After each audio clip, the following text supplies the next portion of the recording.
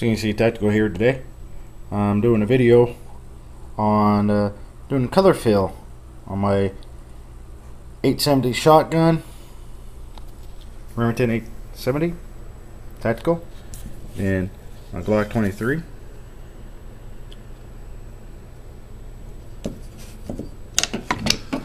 My lower on my double star. I did also do white for safe and red for fire. This is the double star logo. I also did my upper. The T markings were not marked with white like some are, so I went ahead and filled them in with OD green. Pretty much everything is going to be an OD green except my fire. Like I said, my safe and fire, they're going to be two different colors. This is what it was like before. Nothing to them, so I figured that was already red here. My selector switch, once when I'm ready to fire, it shows it's on fire.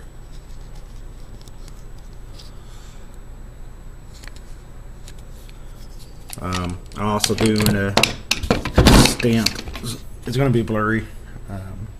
Stamped here. It's chromed. 1x9 twist. And the Yankee Hill Phantom Suppressor, their logo. I'm just trying it out, see how it's going to look. What I'm using for thinner is going to be enamel thinner testers. This is the paint I'm using. Olive drab. And then the Model Master. This is enamel paint. This is what I did some research before buying this, is what it would be best probably to adhere to their lower receiver. I don't know. I'm going to test it out, go through its paces, but I bought big enough so that way if I need to touch up anything I can. And what I'm using for the safe is going to be Insignia White.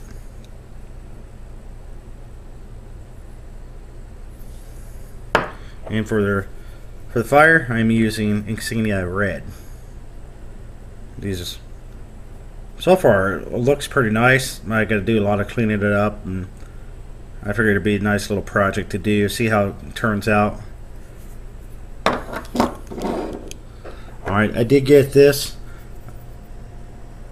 Sack Bomber Green. I plan on doing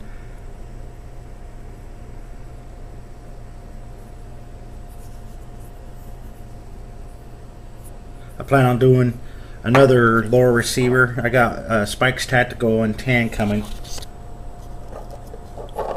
And I plan on getting a low receiver from a different company, and it's going to be all Magpul products on the one I plan on getting from this different company.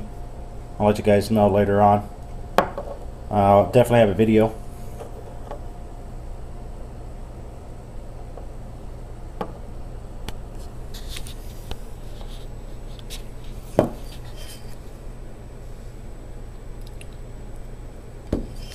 But like I said, I got a lower coming from Spikes Tactical,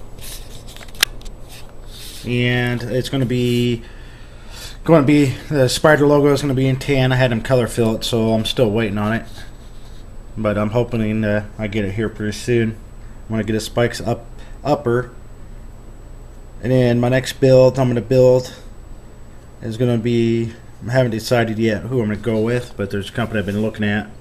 As far as the low receiver, it's going to be stripped. I have somebody that's going to do the part kits for me, put them in, install them. But once I get the products for this upcoming build for the Spikes Tactical, it is a stripped lower receiver. I'll show you the Spikes Tactical lower, and the parts kit, where I got it from, and then where this next place is I'm getting it from. So stay tuned. I'll show you the finished product and go from there. Alright, as you guys can see, I removed some of it. There's a little dot here. Let me get my knife. There's a little dot right there. I'm not going to be able to keep that OD green because it's just like an indentation. But everything else turned out pretty good. I'm going to let this dry. I'm going to go back over with paint thinner. Just want to note take But if you guys do plan on doing something like this, I'm using just regular cotton Q-tips right here, and what you want to do is you want to go one direction with this. So I'm not pressing down on it, but just go across it and clean up the excess, and that's how it's going to turn out. I think it turns out pretty good. And just let that dry. If I need to, go back over it again, fill certain parts in. It looks like a couple, but that's just want to give you a basic idea of how it's going to look. I'm going to go ahead and finish the rest of them and go from there. Alright, this thing is tactile back. I'm going to go ahead and show you how on all this excess on here, I'm just wiping in one direction and wipe and lift.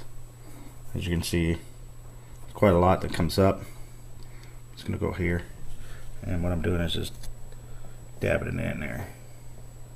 Now, somebody might know a better way to do this. I've heard Q-tips be the best way, and you just apply it.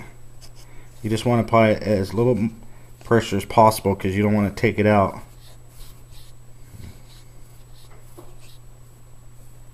See how it's showing up? And it's going to be kind of dirty.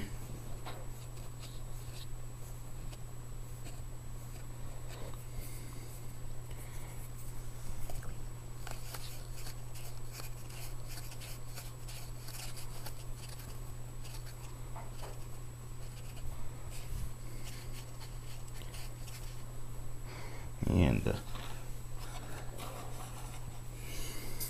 I'm just using cheap old swabs.